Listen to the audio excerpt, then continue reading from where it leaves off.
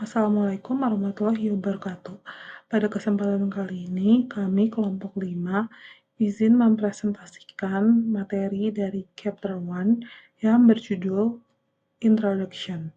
Sebelum masuk pada paparan materi, izinkan saya untuk memperkenalkan masing-masing anggota kelompok. Yang pertama ada Anggraini Puspita Dewi dengan NPM 2301301044. Kedua ada Nirmala Nur Octavia Jala Senastri dengan NPM 23013010 Yang ketiga ada Vina Dwi Kurniati dengan NPM 23013010 Yang keempat ada Raina Queen Rozika dengan NPM 23013010 Yang kelima ada Sini Mutiara dengan NPM 23013010 Yang pertama, di sini ada tujuan dan dasar penulisan buku. Buku ini membahas 5 pendekatan penelitian kualitatif. 5 pendekatannya yaitu naratif, fenomenologi, grounded theory, etnografi, dan studi kasus, untuk menyoroti perbedaan dan kesamaan sepanjang proses penelitian. Tidak seperti buku yang hanya menekankan satu metode, buku ini memberikan berbagai perspektif untuk membantu peneliti, terutama peneliti pemula, memilih pendekatan yang paling tepat dan memahami setiap tahap dalam penelitian kualitatif. Apa yang baru dalam edisi ini? Edisi baru ini memperkenalkan beberapa pembaruan penting. Bab 2, revisi untuk memperjelas asumsi filosofi dan kerangka interpretatif. Bab 3, menambah bagian baru tentang isu etika dan dilema kualitatif. Bab 4, memperluas pembahasan tentang karakteristik masing-masing pendekatan dengan berbagai sumber utama. Bab 5, memperbarui contoh penelitian, menambah studi baru dalam naratif. Chan 2010 dan Grounded Theory Harley et al. 2009. Bab 7 menambahkan metode pengumpulan data daring dan memperluas teknik observasi. Bab 8 memperkenalkan teknik baru, analisis data, dan memperbaharui informasi tentang perangkat lunak kualitatif. Bab 9 menambahkan detail lebih lanjut tentang refleksivitas dan perannya dalam penulisan kualitatif, menambahkan latihan praktik baru di akhir setiap bab, dan memperbarui referensi untuk studi kualitatif terbaru.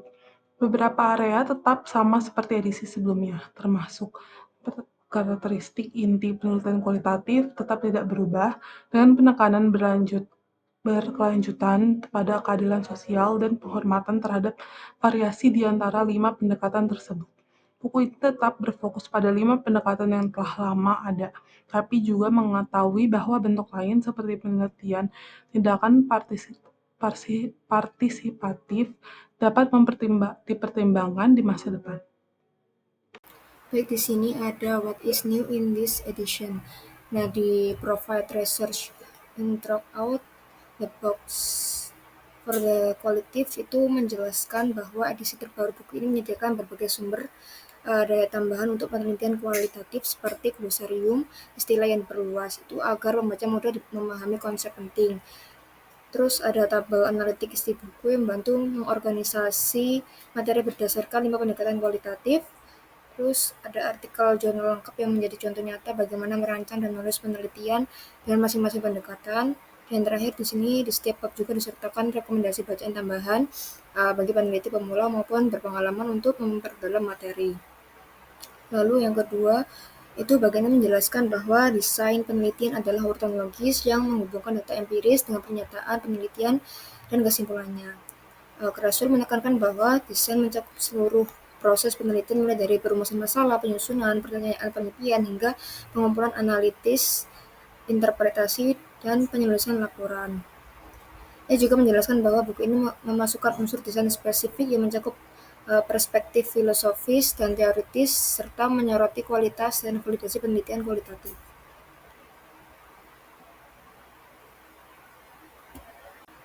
Nah, di sini yang pertama itu ada applied research methodologies. Krasur menjelaskan bahwa ia telah berkembang menjadi seorang metodolog penelitian terapan dan keahlian khusus dalam desain penelitian, penelitian kualitatif, dan metode campuran. Lalu yang kedua itu, ia menulis buku ini dari sudut pandang pemahaman prinsip penelitian kualitatif, menekankan pentingnya tahapan yang sistematik seperti pengumpulan data luas, analisis yang ketat, dan penggunaan perangkat lunak analitis data. Yang ketiga itu, ia memiliki ketertarikan mendalam pada struktur penulisan, baik itu penelitian, puisi maupun karya non-fiksi kreatif. Yang keempat juga, ketertarikan terhadap struktur dan penelitian membuatnya sering dianggap dekat dengan aliran positivisme, meskipun ia menegaskan dirinya tidak bisa dikategorikan secara sempit dalam satu aliran saja. Dan ia menekankan juga penelitian kualitatif adalah bentuk ilmiah yang sah dan tidak perlu dibandingkan atau dibenarkan. Creswell cenderung menggabungkan banyak sumber ide dan literatur terbaru untuk menghasilkan bentuk penelitian yang praktis dan aplikatif. Dan ia mendukung pandangan bahwa metodolog sebaiknya dijelaskan dengan cara yang tidak terlalu teknis, agar dapat diakses oleh lebih banyak pembelajar dan menjadikan ilmu pengetahuan lebih demokratis. Kemudian yang pertama di sini saya akan menjelaskan mengenai materi selection of the five approach. Di sini yang pertama ada tes tahun 1990 yang menyusun klasifikasi yang terdiri dari 28 pendekatan yang diorganisasi ke dalam 4 cabang dalam bentuk bagan alur atau flowchart. Setiap cabang mengelompokkan pendekatan-pendekatan tersebut berdasarkan minat utama peneliti. Selanjutnya ada Walcott tahun 92 yang mengklasifikasikan pendekatan kualitatif dalam bentuk diagram pohon, di mana cabang-cabang pohon menunjukkan strategi pengumpulan data yang digunakan peneliti. Selanjutnya ada Miller and Crafty tahun 1992 yang menyusun 18 jenis pendekatan berdasarkan domain kehidupan manusia yang menjadi fokus utama penelitian seperti individu, sosial, ataupun budaya. Kemudian ada Jacob 1987 yang mengelompokkan seluruh penelitian kualitatif ke dalam tradisi tertentu seperti psikologi ekologis, interaksionisme simbolik, dan etnografi holistik. Jadi klasifikasi Jacob ini menjadi kerangka penting bagi penulis ketika mulai menyusun edisi pertama buku ini. Sementara itu ada Lancy tahun 1993 yang mengorganisasi penelitian kualitatif berdasarkan perspektif disiplin ilmu, antropologi, sosiologi, biologi, psikologi kognitif, dan juga sejarah. Baik, di sini ada tabel yang menjelaskan tentang pendekatan kualitatif yang disebutkan oleh para penulis dan bidangnya. Di sini ada yang pertama ada Jacob, pendekatan kualitatifnya tentang ecological psikologi, holistic ethnography, cognitive anthropology, ethnography of communication, symbolic interaction, dan bidangnya yaitu pendidikan. Jadi Jacob ini menekankan bahwa pendekatan kualitatif dalam bidang harus memahami konteks sosial dan budaya tempat individu belajar. Ia menggunakan etnografi dan interaksi simbolik untuk melihat bagaimana makna dibentuk melalui interaksi di lingkungan belajar. Yang kedua ada Lancy. Pendekatan kualitatifnya yaitu etnografi, antropologi perspektif, sociological perspektif, biographical studies, case studies, cultural accounts, cognitive studies, and historical inquiry. Bidangnya yaitu pendidikan. Jadi Lancy ini menyoroti bahwa riset kualitatif dalam pendidikan tidak hanya deskriptif tetapi juga interpretatif. Ia menggabungkan pendekatan antropologi, sosiologi, dan biografi untuk memahami perilaku dan pengalaman manusia secara holistik dalam konteks pendidikan dan sosial. Kemudian yang ketiga ada Strauss-Corbin. Pendekatan kualitatifnya yaitu ground theory, phenomenal theory, etnografi, conversation, atau content analysis. Kemudian bidangnya yaitu sosiologi dan keperawatan. Jadi si Strauss and Corbin terkenal sebagai pengembang ground theory, yaitu metode untuk membangun teori berdasarkan data lapangan. Mereka menekankan pentingnya analisis sistematis melalui proses coding, kategori, dan hubungan antar konsep. Nah, selanjutnya ada Morse. Untuk pendekatan kualitatifnya yaitu etnografi, fenomenologi, ground theory, ethnological research, historical research, heuristic research, dan transcendental pneumology. Untuk bidangnya yaitu keperawatan atau nursing. Jadi MORS ini menekankan peran riset kualitatif dalam memahami pengalaman manusia dalam konteks kesehatan. Ia menggunakan fenomenologi dan ground theory untuk menggali makna pengalaman pasien dan tenaga kesehatan secara mendalam. Kemudian yang kelima ada MOSTEX. Untuk pendekatan kualitatifnya yaitu fenomenologi, heuristic research, transcendental phenomenology. Untuk bidangnya yaitu psikologi. Jadi MOSTEX dikenal dengan karya transcendental phenomenology yang berfokus pada pengalaman subjektif individu dan pencarian makna esensial. Ia menekankan refleksi mendalam terhadap pengalaman pribadi untuk menemukan inti dan fenomena. Kemudian selanjutnya ada Saldana, pendekatan kualitatifnya yaitu etnografi, ground theory, phenomenology, case study, mixed methods, narrative inquiry, art-based research, autoetnografi, evolution-based action, dan critical inquiry. Untuk bidangnya yaitu seni atau teater. Jadi Saldana menekankan pentingnya analisis sistematik dan interpretasi artistik dalam riset kualitatif. Pendekatan yang luas mencakup penelitian naratif seni tindakan sosial untuk menggambarkan kreativitas dalam memahami pengalaman manusia. Kemudian selanjutnya yaitu ada Denzin and Lincoln. Untuk pendekatan kualitatifnya yaitu case study, terus etnografi, participant observation, performance etnografi, ground theory, life history, historical method, action and apply research, dan clinical research. Untuk bidangnya ini kurang disiplin atau tidak disiplin. Secara singkatnya yaitu tidak spesifik. Kemudian Denzin dan Lincoln ini merupakan tokoh utama dalam riset kualitatif modern. Mereka menyusun kerangka besar atau handbook yang menunjukkan bahwa penelitian kualitatif bersifat interpretatif, reflektif, dan kontekstual. Mereka menekankan bahwa peneliti adalah bagian dari proses penelitian dan makna dibangun secara sosial. Dengan begitu banyak kemungkinan, bagaimana saya memutuskan atau peneliti tersebut memutuskan kelima pendekatan yang disajikan dalam buku ini. Pilihan saya terhadap kelima pendekatan tersebut merupakan hasil refleksi atas minat pribadi peneliti tersebut. Pemilihan berbagai pendekatan yang populer dalam literatur ilmu sosial dan ilmu kesehatan, serta pemilihan orientasi disiplin ilmu yang representatif. Peneliti tersebut memiliki pengalaman pribadi dengan masing-masing dari kelima pendekatan tersebut dan telah membimbing mahasiswa serta berpartisipasi dalam tim peneliti yang menggunakan pendekatan kualitatif ini. Selain pengalaman pribadi, peneliti tersebut telah membaca literatur kualitatif sejak tugas mengajar pertama di bidang ini pada tahun 1985. Kelima pendekatan yang dibahas dalam buku ini yaitu mencerminkan jenis penelitian kualitatif yang paling sering dilihat dalam literatur ilmu sosial, perilaku, dan kesehatan. Tidak jarang pula penulis menyatakan bahwa pendekatan tertentu paling penting di bidangnya. Peneliti juga lebih menyukai pendekatan dengan prosedur sistematis untuk inquiry. Buku-buku yang peneliti pilih untuk mengilustrasikan setiap pendekatan cenderung memiliki prosedur, pengumpulan data, dan metode analisis yang ketat yang menarik bagi peneliti pemula. Buku-buku utama yang dipilih untuk setiap pendekatan juga mewakili perspektif disiplin ilmu yang berbeda dalam ilmu sosial, perilaku, dan kesehatan. Hal ini merupakan fitur menarik untuk memperluas jangkauan pembaca buku ini dan untuk mengenali beragam disiplin ilmu yang telah mengadopsi penelitian kualitatif. Misalnya, narasi berasal dari humaniora dan ilmu sosial, fenomenologi dan psikologi, serta filsafat.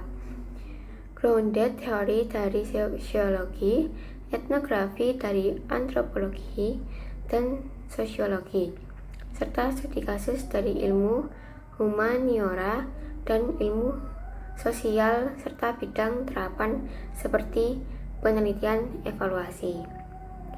Gagasan utama yang peneliti gunakan untuk membahas setiap pendekatan berasal dari buku-buku pilihan. Lebih spesifiknya, peneliti tersebut akan sangat bergantung pada 2 buku untuk setiap pendekatan.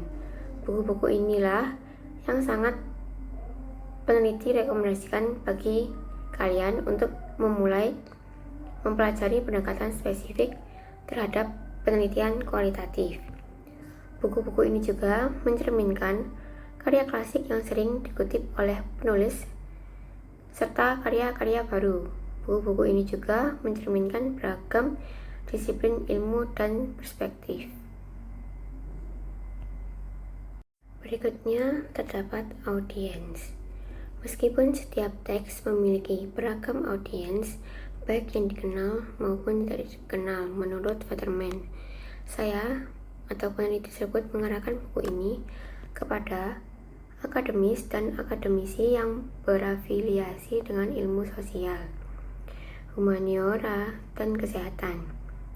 Contoh-contoh di seluruh buku ini menggambarkan keragaman disiplin ilmu dan bidang studi, termasuk sosiologi, psikologi, pendidikan, keperawatan, kedokteran, keluarga, kesehatan terkait, studi perkotaan, pemasaran, komunikasi dan jurnalisme, psikologi pendidikan, ilmu dan terapi keluarga, serta bidang ilmu sosial dan humaniora lainnya. Tujuan peneliti tersebut adalah menyediakan teks yang bermanfaat bagi mereka yang menghasilkan penelitian kualitatif ilmiah dalam bentuk artikel jurnal, tesis, atau disertasi. Sambil membahas elemen-elemen dasar, peneliti tersebut menyarankan beberapa buku yang ditujukan untuk peneliti kualitatif pemula yang dapat memberikan tinjauan yang lebih luas tentang dasar-dasar penelitian kualitatif. Dasar-dasar tersebut diperlukan sebelum mendalami kelima pendekatan tersebut. Fokus pada perbandingan kelima pendekatan di seluruh buku ini memberikan pengantar bagi peneliti berpengalaman terhadap pendekatan yang dibangun berdasarkan pelatihan dan pengalaman penelitian mereka. Selanjutnya mengenai organisasi, yang dimana di bab 2 ini penulis mulai dengan menjelaskan tentang asumsi-asumsi dasar dengan cara pandang yang digunakan dalam penelitian kualitatif, yang dimana intinya bab ini akan membahas bagaimana peneliti melihat dunia dan cara berpikir mereka saat meneliti. Selain itu dijelaskan juga bagaimana asumsi-asumsi itu bisa ditulis dalam sebuah penelitian.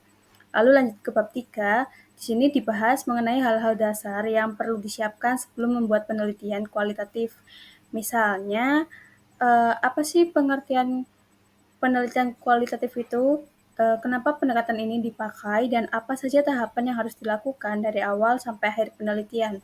Lalu lanjut di bab 4, penulis akan memperkenalkan 5 jenis pendekatan kualitatif, yaitu penelitian naratif, fenomenologi, grounded theory, etnografi, dan studi kasus. Nah, di bab ini akan menjelaskan secara singkat mengenai ciri-ciri dan tujuan dari masing-masing pendekatan. Jadi kita bisa tahu perbedaan antara satu metode dengan yang lain. Lalu kemudian di bab 5, penulis memberikan contoh 5 artikel jurnal yang masing-masing mewakili satu pendekatan tadi. Tujuannya supaya kita bisa lihat langsung bagaimana penerapan metode-metode itu dalam penelitian nyata. Jadi setelah baca penjelasan dari bab 4 ini, kita bisa lebih paham dengan melihat contoh penelitiannya yang ada di bab 5.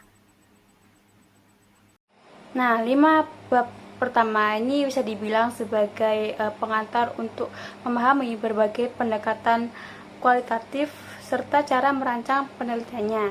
Setelah itu dimulai dari bab 6 hingga bab 10, penulis akan menjelaskan mengenai langkah-langkah saat melakukan penelitian kualitatif. Untuk yang bab 6 tentang cara membuat pendahuluan penelitian, lalu yang bab 7 tentang cara mengumpulkan data, Lalu yang bab 8 membahas analisis dan cara menyajikan data, bab 9 tentang cara menulis hasil penelitian, dan bab 10 menjelaskan bagaimana cara mengecek dan menilai apakah penelitian yang kita buat sudah valid atau belum. Nah, untuk yang terakhir di bab 11 ini penulis akan membahas lagi mengenai kasus gunman case yang sudah muncul di bab 5. Di sini kasus tersebut dilihat kembali menggunakan kelima pendekatan tadi. Yang pertama ada naratif, lalu ada yang kedua fenomenologi, yang ketiga grounded theory, yang keempat etnografi, dan yang terakhir yang kelima tuh sampai studi kasus. Nah, tujuannya biar apa? Biar kita tuh bisa lihat perbedaan hasil analisis dari tiap pendekatan tadi. Jadi di bab 2 hingga bab 11 ini, buku ini akan membantu kita memahami dari dasar sampai penerapan nyata dalam penelitian kualitatif. Jadi kita tahu bahwa satu kasus itu bisa dilihat dari banyak sudut pandang, dan itulah keunikan penelitian kualitatif. Sekian yang bisa kelompok kami presentasikan. Mohon maaf bila ada salah kata dalam pengucapan. Kami tutup. Wassalamualaikum warahmatullahi wabarakatuh.